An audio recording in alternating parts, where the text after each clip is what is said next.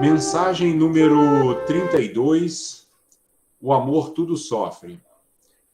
Baseado na primeira epístola de Paulo aos Coríntios, capítulo 13, versículo 7, onde o apóstolo diz: o amor tudo sofre. E Emmanuel comenta: o noticiário terrestre reporta-se diariamente a desvarios cometidos em nome do amor. Homicídios são perpetrados publicamente, suicídios sulcam de pranto e desolação a rota de lares esperançosos, furto, contenda, injúria e perversidade aparecem todos os dias invocando a inspiração do sentimento sublime. Mulheres indefesas, homens dignos, jovens promissores e infelizes crianças em toda parte sofrem abandono e aflição sob a legenda celeste.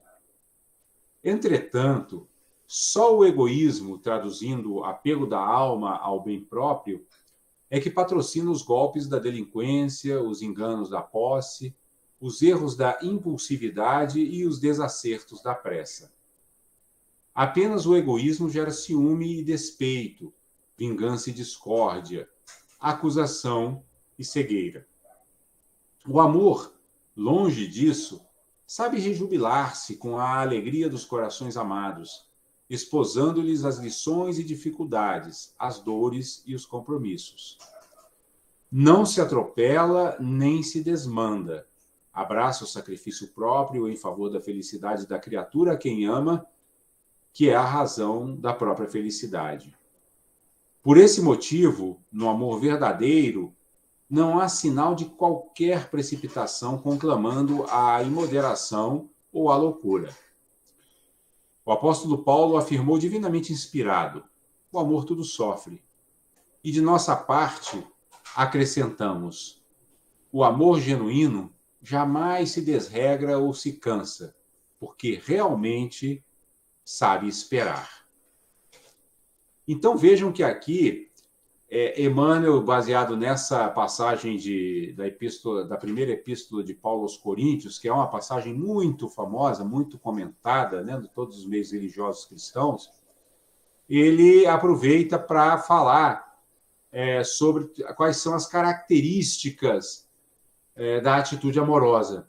Porque vejam que dentro do contexto espiritual cristão, o amor não é simplesmente um sentimento, um impulso. O amor é uma atitude, né? É uma atitude, é um comportamento cujo cultivo é estimulado no Evangelho, né? Então, nessa epístola de Paulo, inclusive, Emmanuel citou aqui apenas essa expressão, né? Onde Paulo diz que o amor tudo sofre.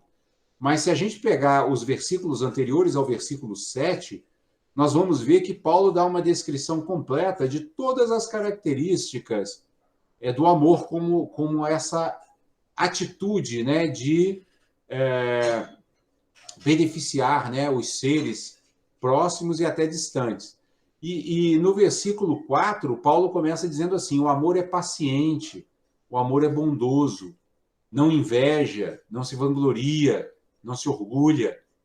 No versículo 5 ele diz: não maltrata, não procura seus interesses, não se ira facilmente, não guarda rancor. E no versículo 6 ele diz: o amor não se alegra com a injustiça, mas se alegra com a verdade. E aí sim, no versículo 7 ele diz: o amor tudo sofre, tudo crê, tudo espera e tudo suporta. Então vejam que o amor, visto dessa perspectiva cristã, ele é um comportamento complexo, né? Complexo não no sentido de complicado, mas complexo no sentido de que ele é composto de vários fatores, né? De vários itens.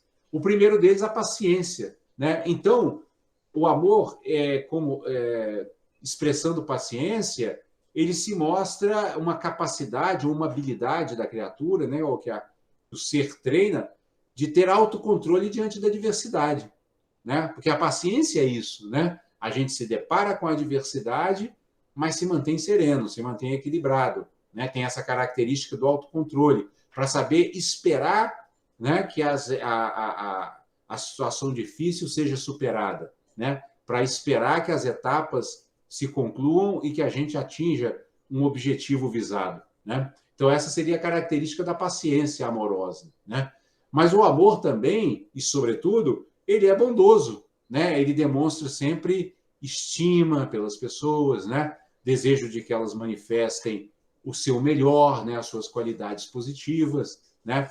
O amor também, como diz Paulo aqui, ele não é invejoso, ou seja, ele não fica se comparando, né? Ele não fica assumindo uma atitude de competição, de competitividade, muito pelo contrário, né? O amor é cooperativo, né? Como diz Paulo também, ele não é orgulhoso, né? Porque a pessoa amorosa, ela é humilde, né? Ela não se vangloria, né? Ela não se exalta, muito pelo contrário, né?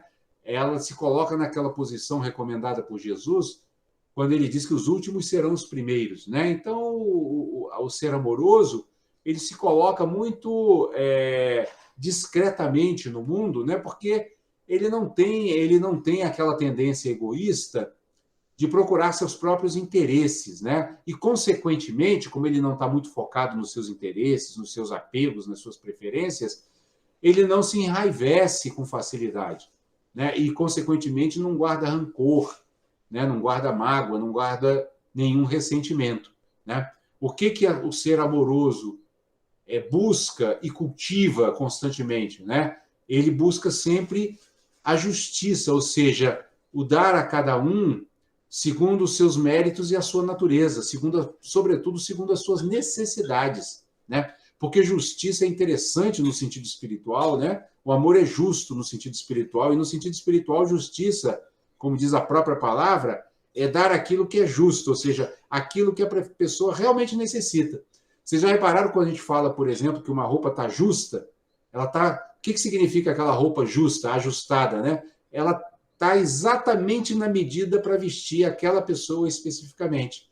Então, a justiça é isso também. É aquela atitude que busca atender exatamente aquilo que a pessoa, de acordo com seus méritos e de suas necessidades, precisa, né?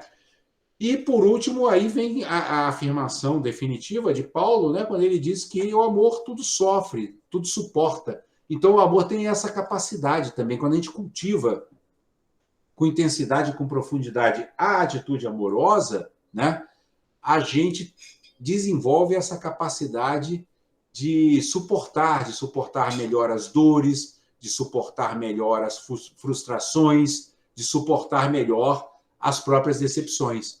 Por isso que, ao longo de todo o seu comentário, Emmanuel vai procurar fazer, na primeira parte, ele vai mostrar aquilo que o amor não é, que muitas vezes as pessoas fazem parecer que é, mas não é, e, em seguida, ele vai dizer aquilo que o amor de fato é, no sentido cristão, no sentido espiritual, né? E quando ele começa ali seus comentários dizendo o que o amor não é, né, ele fala sobre essas coisas, sobre o noticiário, né? Ele chama de noticiário terrestre, né? Que se reporta diariamente a desvarios cometidos em nome do amor, né? Há pessoas que dizem, inclusive, que matam por amor, né? O que é absurdo, né? Cometer, Emmanuel até cita homicídios, suicídios, furtos, né? Né, matei por amor, me suicidei porque foi um amor não correspondido. Isso não é amor no sentido espiritual, né? O amor no sentido espiritual, ele é vida, ele é cultivo da vida, né? A pessoa, por exemplo, não se suicida, não foge do sofrimento porque é amorosa, muito pelo contrário, ela se suicida porque está perturbada, está confusa, falta lucidez e, consequentemente, falta amor, né? Então, Emmanuel, citando todas essas coisas, ele mostra assim, ó, nada disso é amor, isso é um engano, um grande engano, né? Dizer que atitudes perversas, ou atitudes violentas, ou atitudes desvairadas possam ser atitudes que decorram do amor. No sentido espiritual, não. No sentido espiritual, o amor ele está assentado sobre o equilíbrio e a serenidade, né? Sobre a tranquilidade, sempre visando o benefício dos seres e sempre com uma capacidade de resistência às decepções e frustrações muito grande. Isso caracteriza o amor no seu sentido genuíno, no seu sentido espiritual, né? Tanto é que Emmanuel vai dizer que é só o egoísmo, né, e o apego da alma ao bem próprio que pode patrocinar, né, esses golpes, né, de impulsividade, né, essas reações de ciúme e despeito, vingança e discórdia, né, acusação e cegueira, e dizer que isso é amor, porque isso não é. Né? Ele diz que o amor, longe disso, ele se alegra com a alegria do outro. Né? E se o outro não se alegrar e eu estiver trabalhando por sua alegria, o amor, em sendo paciente, ele saberá esperar o momento, né, em que aquele outro por cuja felicidade eu trabalho, manifeste mais equilíbrio, né? Manifeste mais tranquilidade, manifeste mais serenidade, né? Porque o amor tem essa característica da paciência, ele tem também essa característica de saber esperar. Então, Emmanuel vai dizer, o amor jamais se atropela, jamais se desmanda, ou seja, o amor sabe seguir as etapas naturais dos processos, né? Sabe aguardar o momento propício, né? Para dizer a palavra de consolo, o momento propício para dar um abraço, um momento propício para silenciar, quando for o caso, né? Porque, como diz o próprio Emmanuel aqui, né? O amor abraça o sacrifício próprio em favor da felicidade da criatura amada. E no seu sentido mais sublime, quem são as criaturas amadas? Né? Quando o espírito evolui e amplia, né, a sua visão, né, e amplia a sua luz interna, as pessoas amadas cada vez são um grupo maior, né, até que o ser iluminado consiga abraçar no seu amor toda a humanidade, não só toda a humanidade, todos os seres do universo. Né? Os seres iluminados, normalmente, eles amam, inclusive, as criaturas, os animais, às vezes aqueles insetos, né, que a gente tem nojo, ou que a gente tem... Né, a gente vê muita notícia de muitos mestres, ouve, né, histórias de muitos mestres, que as serpentes dormem no colo deles e tal, é a energia amorosa que eles têm, quer dizer, animais, às vezes, muito agressivos, se acalmam diante desse ser, né, desse ser que emana um magnetismo amoroso muito intenso, né? Então, é por isso que Emmanuel conclui aqui a mensagem, nos dizendo, repetindo, né, a afirmativa do apóstolo Paulo, quando diz que o amor tudo sofre, e acrescenta que o amor genuíno jamais se desregra ou se cansa, porque realmente sabe esperar. Né? Então, o que a gente normalmente cultiva quando se dedica ao estudo dos ensinamentos evangélicos, como nós fazemos aqui nessas noites de sábado, é essa atividade, essa habilidade de sabermos esperar. Por quê? Porque nós sabemos que as sementes evangélicas, elas são como a semeadura física. Né? A semeadura espiritual é como a semeadura física. Você planta a semente, mas existe um tempo para que a semente brote, existe um tempo para que a planta do evangelho se desenvolva, inclusive em nossos corações e nossas mentes, e existe um tempo para que esses frutos se amadureçam plenamente e gerem em nossas vidas, né, a felicidade genuína e o equilíbrio inabalável que nós tanto procuramos.